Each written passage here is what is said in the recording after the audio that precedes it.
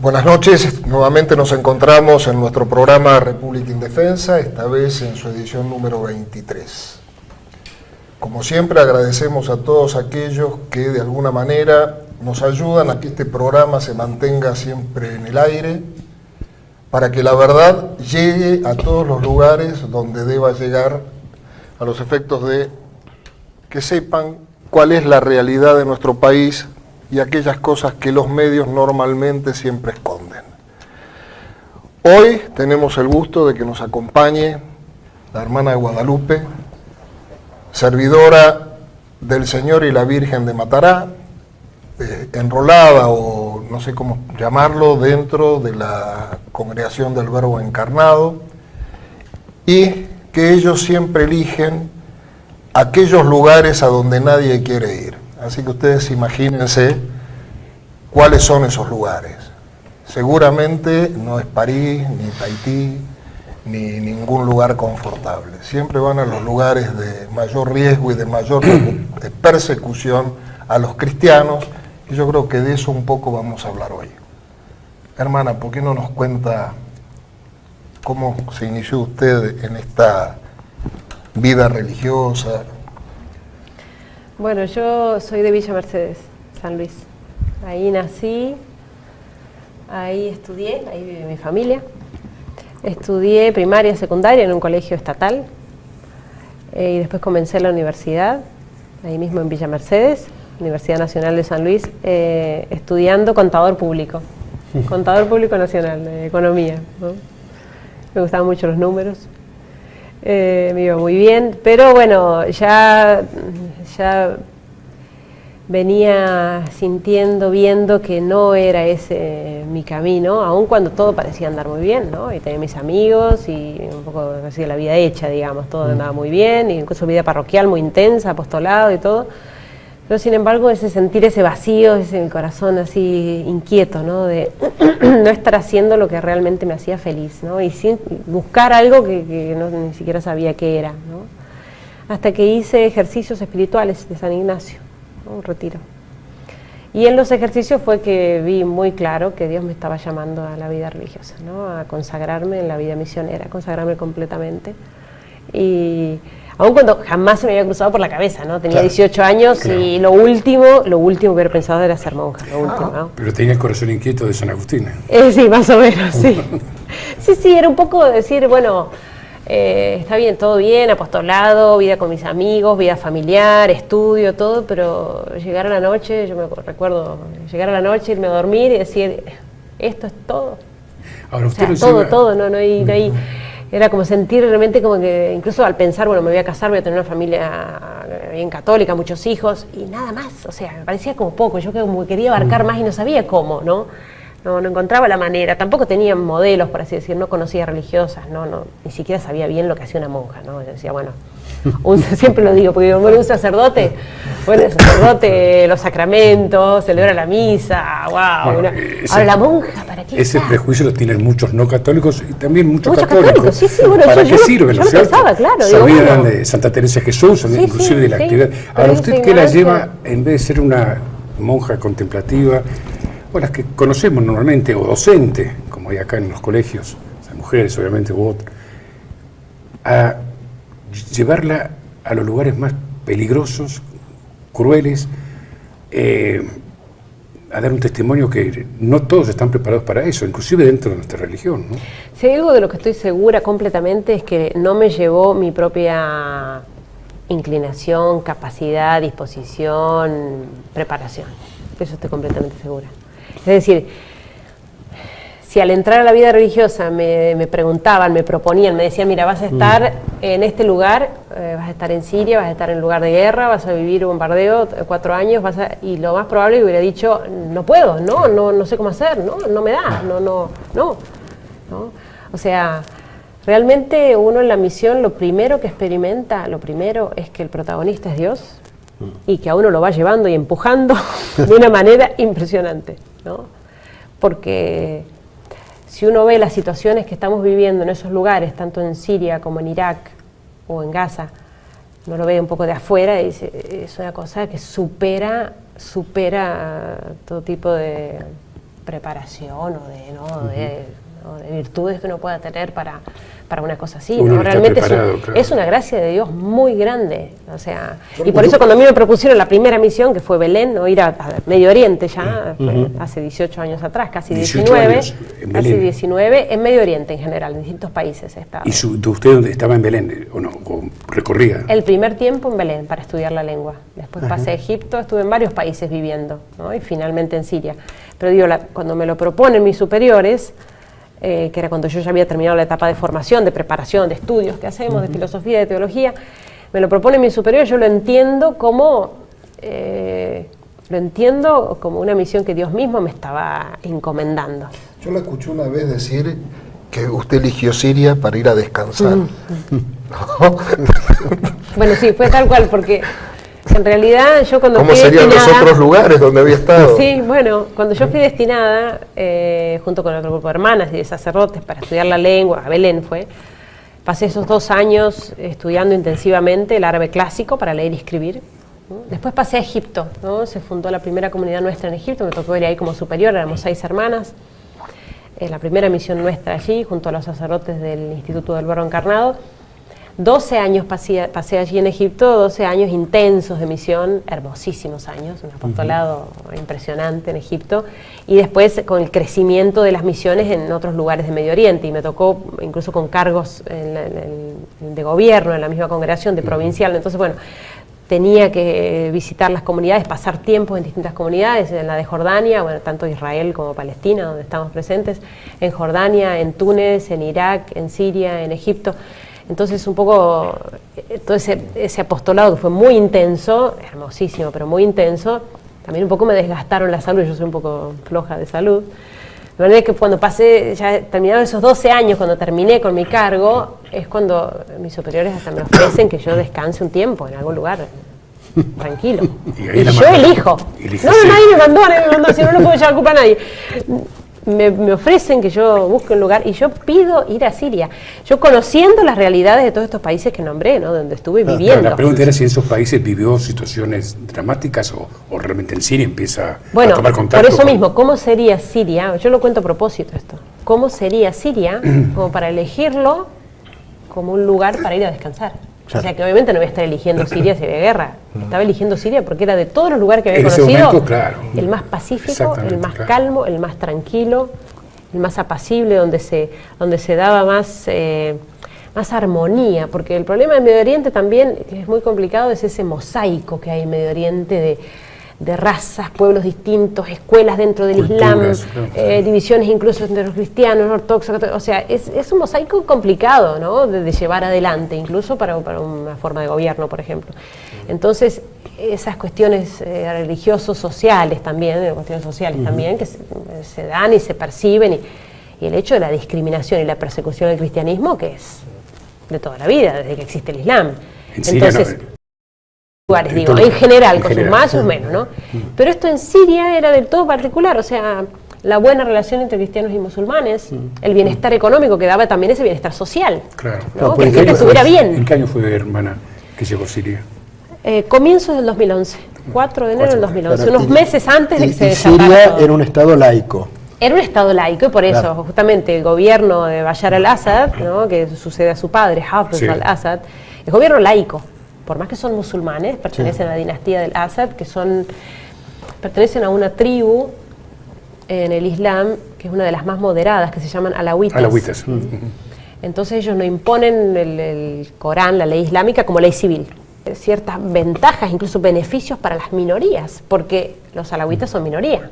Sí. Entonces los cristianos, siendo minoría, fueron siempre protegidos por el régimen. Siempre los cristianos se sintieron protegidos por el régimen, tanto del padre como de este presidente Bashar al-Assad. Y esto, en lo que digo, daba esta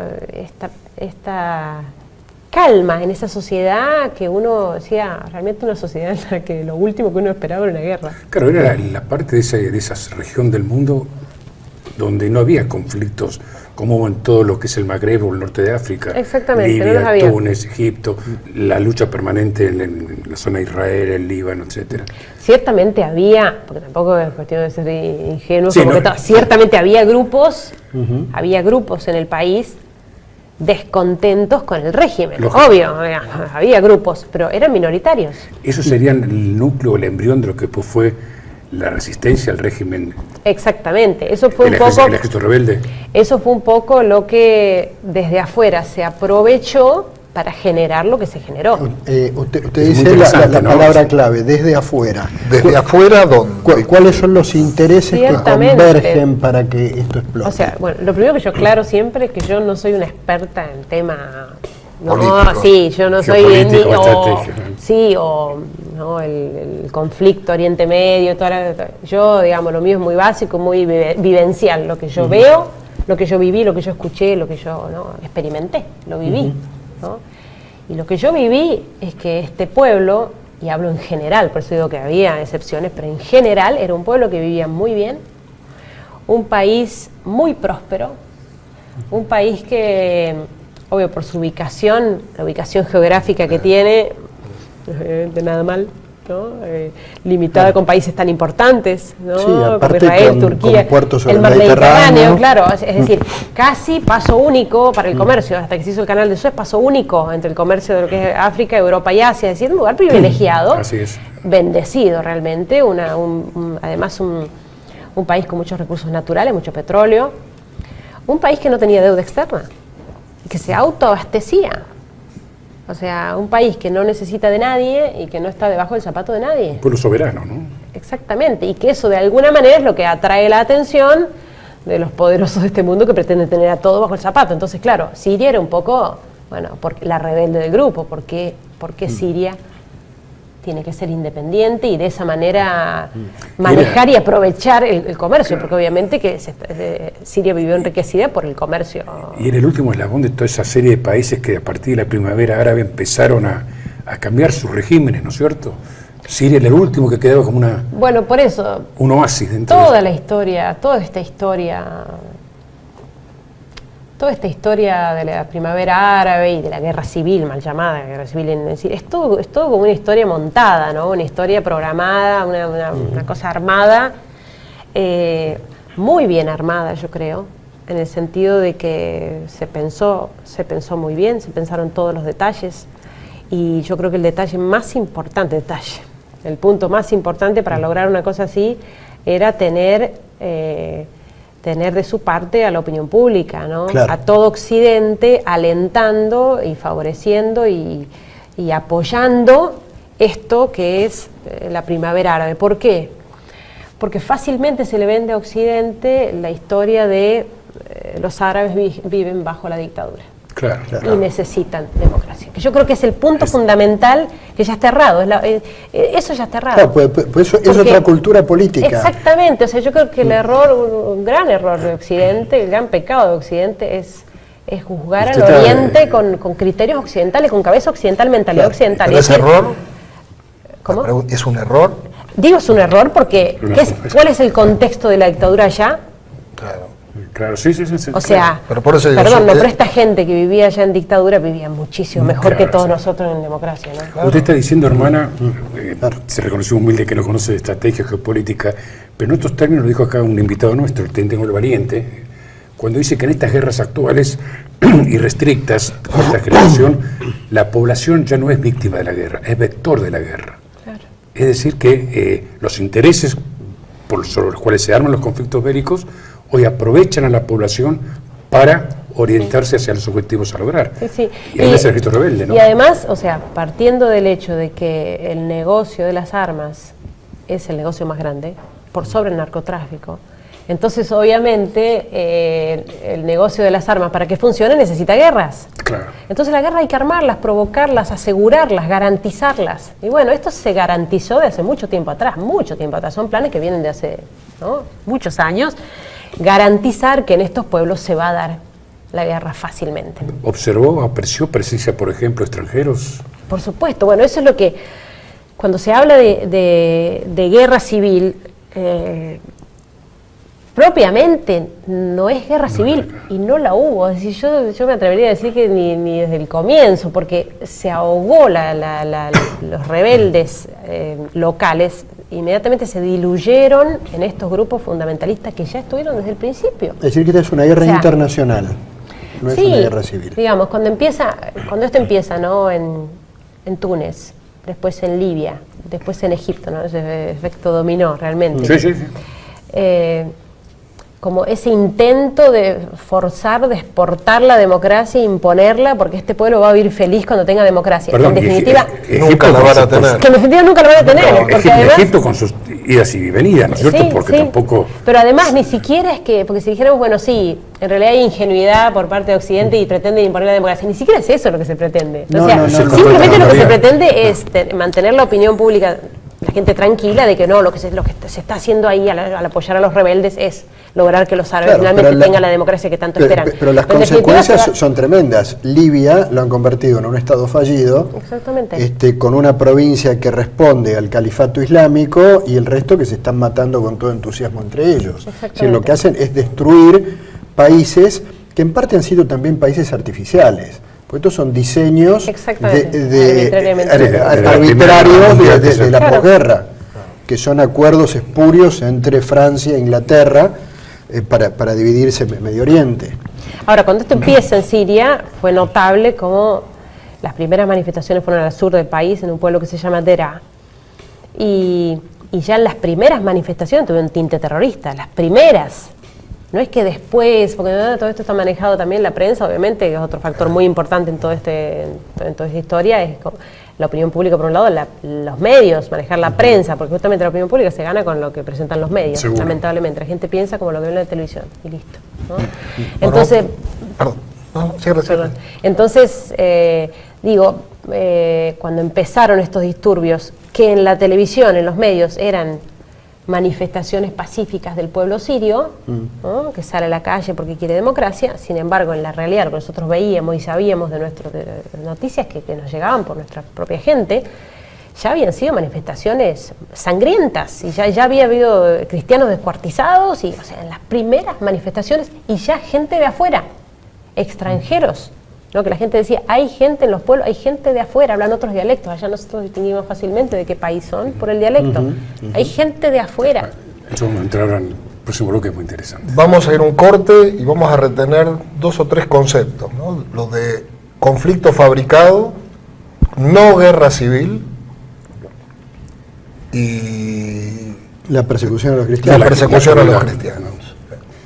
Continuando con todo esto que nos está describiendo la hermana, la idea ahora es que nos hable un poco de las experiencias de persecución, de crueldad que ha tenido usted ahí en... Sí, usted tenía sede en Alepo. Sí, ¿verdad? la congregación Era el lugar está allí en el obispado de el Alepo. El lugar ideal de descanso para usted. El lugar que era ideal de descanso, sí. Alepo además fue, digamos, cuando los rebeldes van entrando al país y van tomando pueblos y ciudades y a su paso arrasando con los cristianos desde el comienzo, ¿no? Se va dirigiendo el ataque hacia Alepo, porque Alepo es la segunda ciudad del país, es Damasco, es la capital. Alepo es la segunda ciudad, pero es la más importante, por sobre la capital, ¿no? Porque ahí se mueve todo, es el corazón financiero del país, está ahí en Alepo. ¿Y en Raqqa estuvo donde hoy era la sede del Estado Islámico? No, he pasado nomás por Pasado acá, nomás. sí, ahora no, ahora es imposible Claro, llegar sí. porque está tomada completamente por prácticamente la capital del califato que pretenden instaurar. Pero Alepo, los rebeldes se fueron acercando a la ciudad y la sitiaron desde el comienzo. Ya lleva 4 años en ese estado, digamos, de continuo combate, sobre todo en la periferia, ¿no? Los rebeldes intentando entrar a la ciudad y tomarla, el ejército nacional intentando defenderla y mantenerla, la ciudad, porque si cae Alepo, si logran tomar Alepo, definitivamente cae el gobierno, ¿no? Y ahí se acabó para el cristianismo, definitivamente, ¿no? La ¿Y presencia cómo cristiana. procedían contra los cristianos, esa persecución religiosa de estos Bueno, fundamentalistas islámicos? Digamos, por ejemplo, ahí en Alepo, cuando tomaron uno de los barrios más importantes de Alepo, digo más importante en cuanto a la estrategia militar, es uno de los barrios más altos de la ciudad, se llama Sheikh Ma'sud. Cuando tomaron este barrio, por ejemplo, lo tomaron un Viernes Santo, fue a las 3 de la mañana. Y avisaron desde la mezquita, desde el minarete de la mezquita, avisaron, hemos tomado el barrio, tienen 2 horas para dejarlo, ¿no? Barrio cristiano-musulmán. con lo cual, entre paréntesis, también se entiende cómo los musulmanes de alguna manera están siendo perseguidos también. Es decir, el primer blanco son los cristianos, obvio, claro, porque son los infieles, ¿no? Los cristianos son los primeros. Acabar con ellos, acabar con los infieles. Pero con todo lo que se le parezca, con todo lo que no sea fanatismo, extremismo y fundamentalismo. Entonces también los musulmanes de Siria, que eran tan moderados, abiertos y tolerantes, son de alguna manera perseguidos, están sufriendo a la par de los cristianos, ¿no? Entonces, cuando toman este barrio, por ejemplo, avisan, tienen 2 horas para dejarlo, ¿no? Y la gente sale con lo puesto, como puede, cargando sus niños, ¿no? 3 de la mañana. Por ahí uno puede pensar, bueno, al menos les dan un tiempo para salir, sí, son 2 horas. O sea, 2 horas no es nada. No es nada, o sea, hay que pensar lo que significa para los ancianos, las personas postradas, enfermas. O sea, no es tan sencillo salir corriendo, ¿no? Y después no es correr unos metros y tomar un taxi, sino... Entonces, hay mucha gente que no, aun cuando ellos van entrando en pueblos así y avisan, ¿no? Dan ese tiempo para que puedan huir los que quieran, los que puedan. Hay mucha gente que no lo puede hacer y se queda en su casa, esperando serenamente la muerte. Los cristianos se quedan esperando, rezando, y bueno, y cuando pasa ese margen de tiempo, ellos entran por las casas decapitando a los que quedan. ¿Los decapitan? Sí, sí, o digamos, los asesinan de la manera más monstruosa, porque no es solamente decapitar, entierran niños vivos, ¿no? Los sepultan a los niños de la vista de sus madres, ¿no? O los crucifican por ser cristianos. Ciertamente, nosotros por eso como misioneros, cuando a veces nos dicen, uy, qué impresionante lo que están haciendo ustedes allá, que ustedes, qué bárbaro lo que hacen ustedes. O sea, para nosotros es realmente un privilegio estar al lado de esta gente. O sea, estamos conviviendo codo a codo con los mártires de nuestros tiempos. Son mártires. Y están recibiendo la gracia del martirio, que la gracia es suprema, ¿no? Y uno también ahí se da cuenta cómo realmente es la gracia de Dios, un regalo, un don, ¿no? Para el cual obviamente se disponen, ¿no? Fidelidad a la gracia. Pero después también gente tan sencilla, con sus limitaciones, con sus defectos, ¿no? Y sin embargo recibir la gracia del martirio y mantenerse con esa calma, con esa serenidad, ¿no? Una madre que ve que están enterrando vivos a sus hijos, y en lugar de intentar salvarlos, por así decir, ¿no? O sea, ya está, se convierten al Islam. Hace recordar mucho la historia de los macabeos, por ejemplo, ¿no? Alentando a sus hijos para que mueran dignamente con una sonrisa en los labios, ¿no? Qué impresionante. O, por ejemplo, se ven hasta en los videos, ¿no? Los videos que promueven, que difunden ellos mismos, los del Estado Islámico, por ejemplo. En definitiva, yo digo, nos están haciendo propaganda. Realmente nos hacen buena propaganda. En definitiva, porque es atroz lo que están haciendo, y sin embargo uno ve esas personas, cuando, por ejemplo, los mártires, los egipcios, ¿no? Cuando decapitan a los egipcios, ¿no? O los etíopes. Claro, verlos morir de esa manera, con esa serenidad, con esa calma, no están muriendo a los gritos, pataleando. Una serenidad, una calma, un dominio por sobre, una superioridad incluso por sobre sus perseguidores, y pronunciando, se leen los labios en árabe, pronunciando el nombre de Jesucristo. Ya está, o sea, uno ve eso y dice, wow, ¿cómo me gustaría morir así? O sea, eso lo que te da es ánimo de decir, bueno, se está dejando cortar la cabeza antes de creer en Jesucristo, y a mí me da vergüenza acá que se den cuenta que soy cristiano, o llevar un signo, o manifestarme, o decir lo que pienso. Claro, sí, o mezclarme entre la gente para que no se me note los cristeros de México, ¿no? También vivan Cristo Rey, morían dando testimonio, ¿no? Verdaderos mártires. Sí, y por eso son mártires, y su sangre está sembrando nuevos cristianos de una manera, o sea, lo vemos nosotros, lo vemos por el contacto que tenemos con la gente en las páginas de Facebook, lo veo yo cuando doy testimonio de las personas concretas que me encuentran, que me comentan su experiencia, o sea, los mártires están provocando, o sea, frutos de fe y de conversión en todas partes. ¿Hay casos de conversión usted ha visto ahí en allá en Siria? Lo que se ve es cómo estos cristianos que antes de la guerra, quizá también por el nivel económico, ¿no? Ese bienestar, ¿no? En el que vivían, un poco los llevaba, ellos mismos dicen, a estar tan entretenidos en las cosas del mundo que nos olvidábamos, descuidábamos lo más importante, dicen ellos, ¿no? Realmente un poco de superficialidad también, ¿no? Ese cristianismo un poco, ¿no? Un poco cómodo, un poco... Claro, ellos dicen, la guerra, la persecución nos dio semejante sacudón, que ahí uno se da cuenta dónde está lo importante. Bueno, claro. A ver, si me muero ahora, porque ese es el punto, me puedo morir hoy. Y entonces, ¿y después de la muerte qué? Ahora viene lo más importante, después del paso. Ya no es morir, sino cómo morir o para qué morir, ¿no? Claro, exactamente. Entonces darse cuenta de, a pesar de que eran cristianos y practicantes y de ir a misa, pero sin embargo preocupados y entretenidos con tantas cosas del mundo, incluso hasta con vida de pecado o de vicios o de excesos.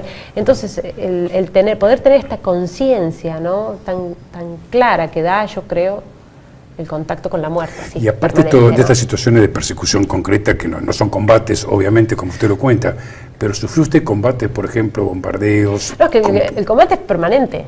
O sea, ellos desde que llegaron a la ciudad, hace más de 4 años atrás, y tomaron toda la periferia y varios barrios, comenzaron los enfrentamientos en toda la periferia entre Ejército Nacional y rebeldes. Tuvo su claro. Pero es terrorismo, entonces claro.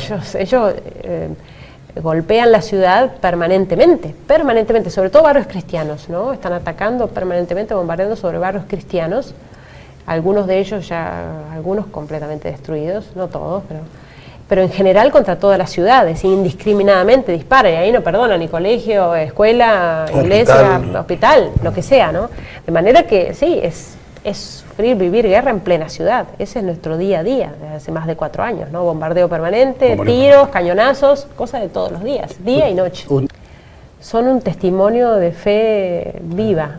O sea, yo digo, la fe no es solamente, bueno, yo voy a misa y rezo y por eso tengo fe, porque yo rezo bien, y si yo tengo fe, la fe me inunda la vida completa, de punta a punta. Entonces, si tengo fe, realmente estudio bien y trabajo bien y soy un buen hijo, un buen padre, un buen hermano, o sea, me llena la vida y me la cambia, Entonces, a esta gente justamente que la está vivificando de tal manera la fe, es por eso que pueden llevar adelante esa vida cotidiana. La fe es lo que los empuja, es lo único que los empuja realmente para llevar adelante. Aparte es impresionante porque arriesgar la vida para ir a misa o para ir a rezar a la iglesia, uno lo entiende, bueno, somos buenos cristianos, pero arriesgar la vida todos los días para ir a la universidad, para recibirse en pleno bombardeo. Y las chicas se reciben, tenemos estudiantes nuestras, se acaban de recibir una en biotecnología. 5 años de estudio. Qué impresionante. O sea, ese verdadero buen combate de San Pablo que se esté librando, hermano. En lo personal, esta conversación me está edificando, pero además me da una profunda vergüenza. En eso pensaba recién. La fe tan burguesa. Cuando usted decía de esa práctica de fe light, ¿no? De ir a misa y chau. Sí. O confesamos y comulgamos y chau, ¿no? Y nos creemos que con eso ya tenemos el cielo ganado. Aparte escuchar estas cosas. Yo creo que una guerra que es satánica. Por nosotros a veces nos llamamos, porque así nos dicen, veteranos de guerra. Pero es otro tipo de guerra. Usted está describiendo, hermana, una guerra que es satánica. Sí, es apocalíptica, porque las barbaridades... Porque no hay piedad, ¿no? Porque en el pasado puede ser, porque hace 1000 años, bueno, pero en este siglo XXI supuestamente civilizado, tan solidario, tan preocupado por derechos humanos, es cuando más barbaridades vemos. Sí. Ahora, ciertamente hay algo de diabólico en esto, ¿cierto? Son testimonios directos de los perseguidores, o sea, realmente es una fuerza superior, obviamente, una gracia de Dios ¿no? Y que por otra parte uno dice, perdón, ¿no? Lo que están viviendo allá a uno le parece una cosa extraordinaria, ¿no? No, están viviendo una cosa única que era de la época de los primeros cristianos, que no existe, o sea, están viviendo el Evangelio, claro. Es lo que está en el Evangelio, o sea, no están haciendo nada raro. O sea, nosotros acá no tenemos persecución cruenta, ¿no? De espada, pero tenemos persecución, la tenemos. Hay otra. Y bueno, entonces cuando el Evangelio, cuando Jesucristo dice, os perseguirán. Exacto. Y bueno, es para que cada uno se plantee como cristiano, tengo que ser perseguido por mi fe, o sea, mi fe me va a costar ser perseguido. ¿De qué manera? Dios sabrá, pero si no estoy sintiendo, pero además, si no estoy sintiendo ese aguijón de la persecución, o sea, algo anda mal. Ese es nuestro problema como cristianos flojos, ¿no? De querer estar bien con todos, ¿no? Y que no me cueste ser cristiano y que no me cueste nada. Ese catolicismo. Claro, iba a decir eso. Claro, entonces, si no me siento de alguna manera perseguido, algo anda mal.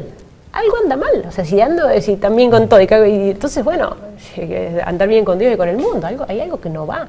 ¿Y avisora solución a este problema, hermana? ¿O minimizar la tragedia que está viviendo esa región? Yo digo, humanamente hablando, esto parece que no termina más y que va a terminar peor de lo que está, en el sentido de que uno ve los grupos fundamentalistas, ¿no? Ingresando en Siria, haciendo todo este ataque, la persecución a los cristianos.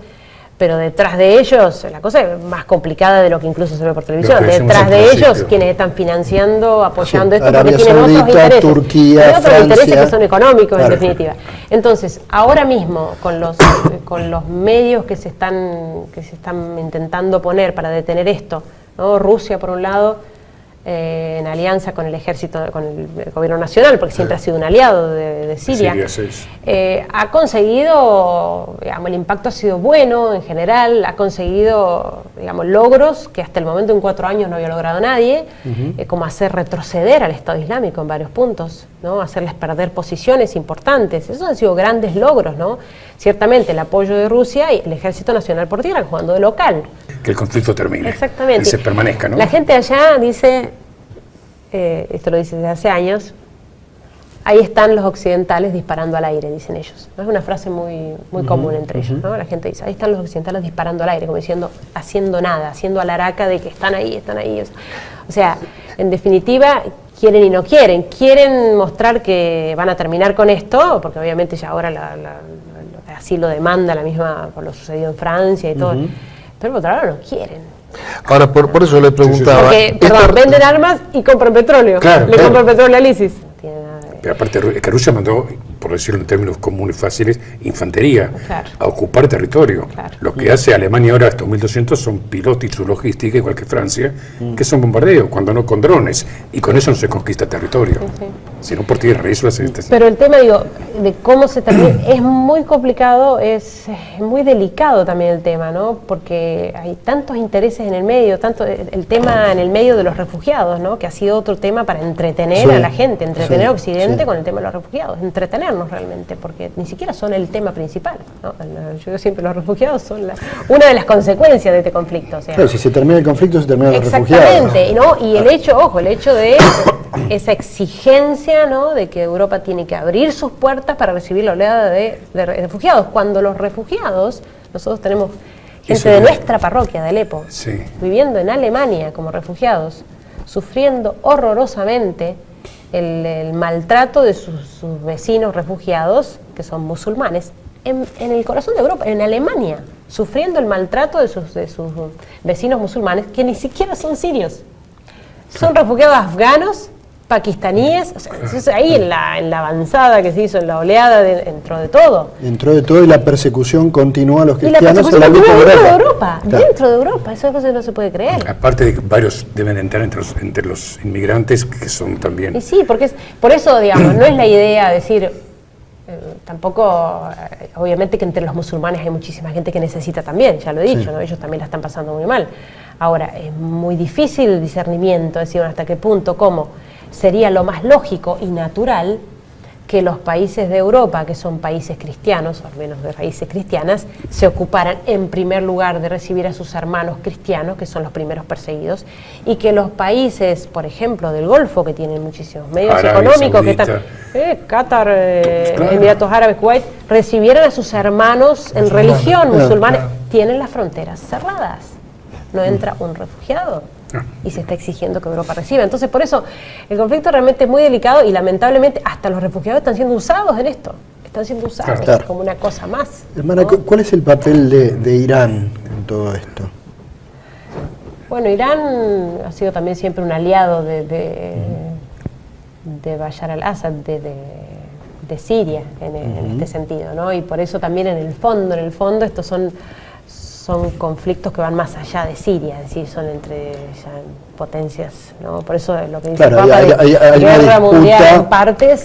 Hay una disputa de influencias entre Irán y Arabia Saudita y Turquía. Yo, digamos, ya vuelvo a repetir, yo no entiendo nada de cuestiones de diplomacia, estrategia, pero yo digo, sería tan simple dejar de vender armas. Sería tan simple. O sea, se acabaron las balas, se acabó la guerra, no hay manera. Y si no le compran petróleo, también se acaba la guerra. Claro, o sea, siguen saliendo armas, ahora ya tienen tanques. ¿Cómo se los tanques no salen de abajo de la tierra? Sí. O sea, entonces digo... Vamos a ir a otro corte. Perdona, quería terminar para que no quede... Porque dije, humanamente hablando, esto parece interminable, pero quiero aclarar que, bueno, Dios existe y en lo que uno confía es que el gran milagro se puede dar. Que eso es lo que esperamos. ¿no? Un milagro. Seguro. Un milagro de paz. Un milagro de paz. Vamos a un corte y volvemos enseguida. Sucede, por ejemplo, esto que pasó en París, ¿no? Este atentado terrible en París. El mundo se conmociona, ¿no? Los medios, todo, bueno. También, bueno, también, y uno escucha, yo viviendo acá, viviéndolo de este lado, escuchando cómo la gente empieza, bueno, en la parroquia y rezar por las víctimas del atentado, las familias, está muy bien, ¿no? La banderita de Francia en todos los perfiles, está buenísimo, me parece perfecto. Ahora, a mí me causó dolor pensar que la reacción no es la misma con los cristianos de Medio Oriente, cuando si uno lo piensa, lo que sucedió ese viernes en París, hubiera sucedido el sábado de nuevo, y el domingo, y el lunes, me parece atroz, no dice, no, en realidad sí, y el martes, y el miércoles, y bueno, uno lo multiplica por 4 años. Claro. Eso es lo que está viviendo Siria desde hace 4 años, muriendo cristianos todos los días, ¿no? Y de alguna manera sintiendo, porque lo sienten, el abandono de Occidente, en este sentido el silencio, ¿no? Es el Papa el silencio cómplice, ¿no? De Occidente. Entonces yo creo que es una manera también de que los cristianos, bueno, reaccionen sobre su propio testimonio de fe como cristianos y sobre el misterio de la comunión de los santos. Estamos unidos a ellos, estamos recibiendo sus gracias, beneficiándonos con sus gracias, y ellos necesitan de nosotros, ciertamente, de nuestras oraciones. Lo necesitan. ¿Usted vuelve a Siria, hermana? Si Dios quiere, vuelvo, pero no todavía. Si Dios quiere. Si Dios quiere, sí. Pero bueno, como él siempre con sus planes un poco me saca de... no suelen ser los míos. Digo, bueno, vine por cuestiones familiares y bueno, me detengo en Argentina el tiempo. Seguramente Dios va a querer.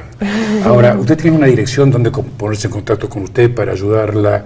Tenemos o mail, 2 páginas de Facebook que nosotros justamente creamos al comienzo de esto de la guerra y de la persecución, justamente con el primer fin de difundir esto, ¿no? Que se conozca, ¿no? Bueno. Porque realmente es una obra, o sea, lo primero que uno tiene que hacer es rezar, ¿no? Rezar por ellos, pero en segundo lugar difundir, porque no se conoce muy poco entre los cristianos. Vamos a poner el epígrafe en el programa para que la gente... En las 2 páginas, SOS Cristianos en Siria, ¿no? ¿Cómo es? SOS, ¿no? De auxilio, SOS Cristianos en Siria, y la otra Amigos de Irak, ¿no? Tanto noticias de Irak como de Siria, donde intentamos sobre todo difundir lo que está pasando, y ahí bueno, hay manera también de ayudar quienes quieren ingresar en las páginas para ayudar.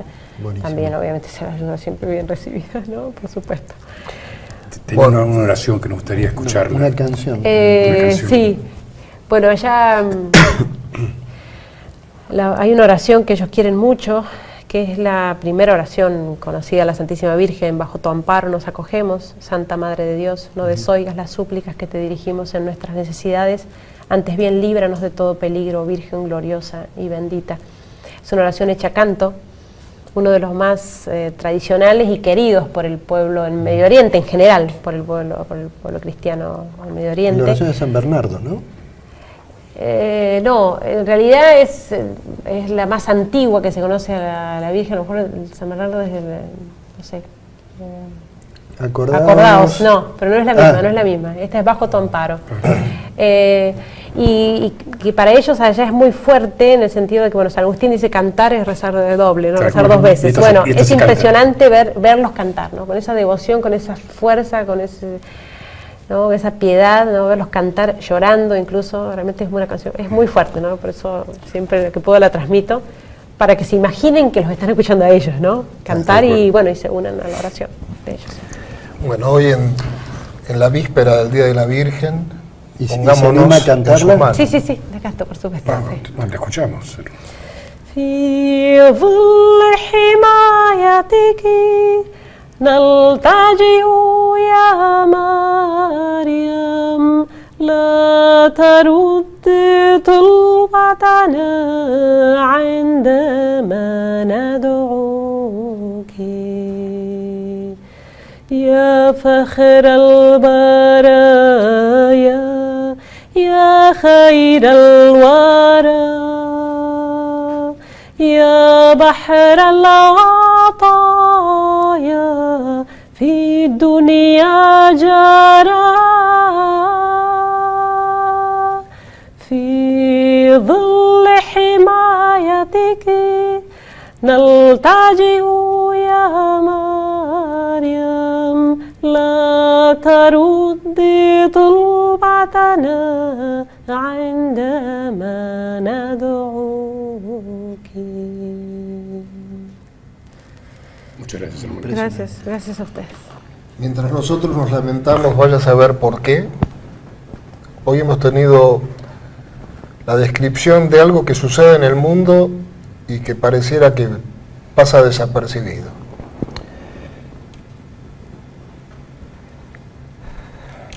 ¿Con qué cerramos? Nos ha dejado conmovidos a todos. Sí, bueno, este es el último programa, ¿no es cierto? Sí. Vamos a agradecerle a la hermana, ¿no es cierto? Nos ha conmovido, me hizo sentir, como decía Guillermo, el verdadero católico mistongo. ¿Cuánto nos falta, no? Para ser mejores. Le agradecemos, hermana, y le deseamos lo mejor.